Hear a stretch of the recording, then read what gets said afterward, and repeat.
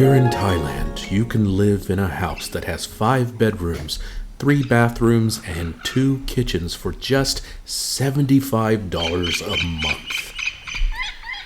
If y'all believe that, I got season tickets to the Super Bowl to sell you.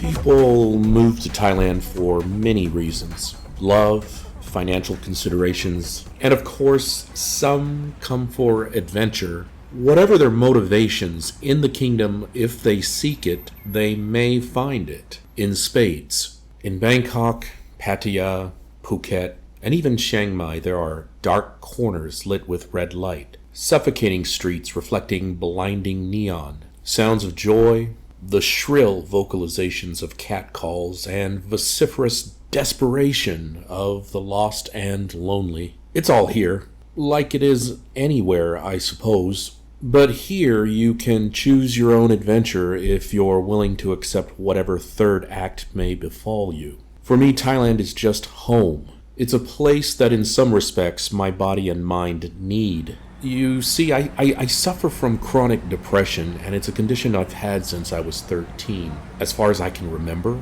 So the sunshine and the heat here actually helps quite a bit. I've been trying to find time to finally process some trauma that I've endured throughout my life. Just recently I was in the States, and the cold, the lack of sunshine, and the overall disconnect to my own fellow countrymen did not allow me to properly reflect nor heal. Additionally, I did have some time before returning to the kingdom to reflect, but I spent most of it studying and prepping for my arrival. Since I've returned, I've been trying to find my niche with this YouTube channel, and I finally said, you know what, I'm going to learn the Thai language properly, and, well, I've also had to take care of a loved one, unbeknownst to me, with much more consideration and time than I thought I would have to originally.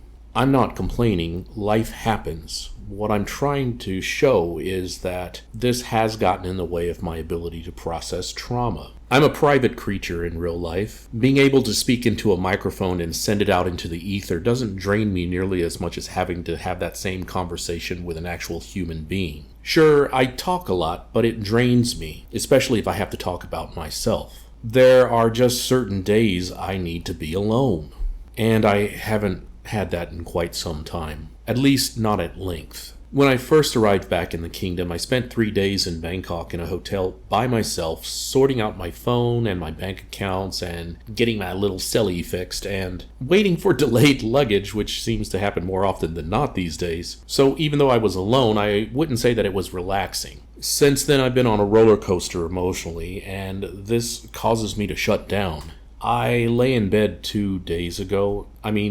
The entire day. I woke up at 7, stayed in bed until like sunset, got up to use the toilet like once, and then went back and lay in bed. Thing is, I wasn't sick. I wasn't injured. I wasn't even feeling mildly under the weather or blue. I just needed to be alone, to not talk, to not have to look at another human being. This isn't healthy. I remember once, quite a few years ago, I was on the BTS SkyTrain and completely annoyed by a group of locals who boarded and kind of sardined me and kind of pushed me aside to a different spot than I had originally chosen. They didn't do it on purpose, but I was in a bad mood that day. They were all circling somebody and talking to her or him, whom I just assumed was a minor celebrity, or at the very least, one of the quote-unquote pretty people, one of the popular people. They were talking to this person almost like you would talk to a dog that you found adorable, Before I reached my destination on that SkyTrain, the crowd around that person parted just ever so slightly, and I realized, because I could take a peek at them at that time, the person they were speaking so fondly to was blind. She wasn't one of the pretty people, she was blind. She was just a young woman, no more than 18 or 19, I suppose, experiencing the SkyTrain for possibly her first time. She was being encouraged by the crowd. Her face was, not to wax poetic or anything, angelic. She was so full of joy being on that train. That very train that had given me so much annoyance that day. I felt so much shame that day. Just a deep, almost despairing self-hatred. I had prejudged her before seeing her, and I had harbored nothing but negative emotions for so much of that day. She, on the other hand, someone who could never have my gift of sight, never be able to enjoy the panorama of Bangkok spread out before me through those large, beautiful windows on that SkyTrain. She could see none of it, and yet she was so happy to be on that train.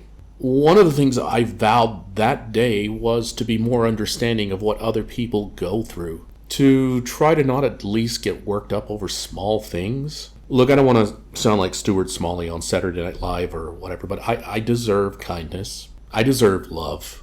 I deserve understanding. But I don't have the right to pity myself if I don't receive these things.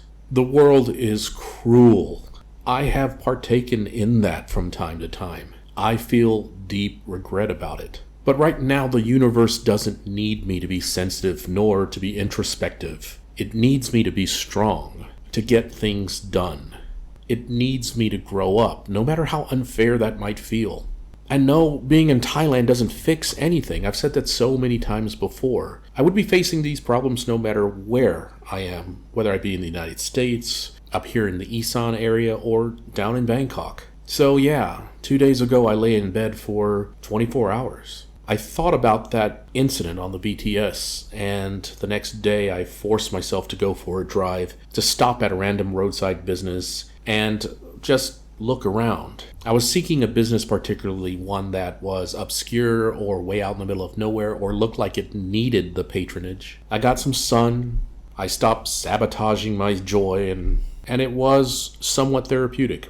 Whether I like it or not, there is another soul on the premises here processing her own trauma, and just as broken as me, one who has been through more pain than I've ever felt. Today, I took her out to lunch and showed her a good time, even though all I wanted to do was crawl into a hole in the ground somewhere. And that process was therapeutic.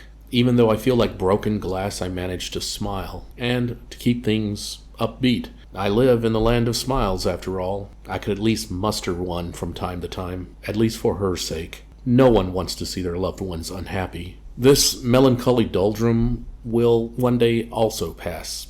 I mean, the Greek philosopher Heraclitus, he once taught that everything is in a state of flux, and there is no pinning anything down for long anyways. This is a central tenet of Buddhism as well. The Buddha once taught that everything is in a perpetual state of birth, growth, deterioration, death, and decay, and then only for that person or entity to be reborn. This is not a beautiful process if you're doomed to repeat it endlessly. Imagine having your heart broken and saying goodbye to a dying partner an infinite number of times, condemned to never remember the previous times. Rinse and repeat, rinse and repeat. I've been here before in this melancholy state, laying in bed. Rinse and repeat.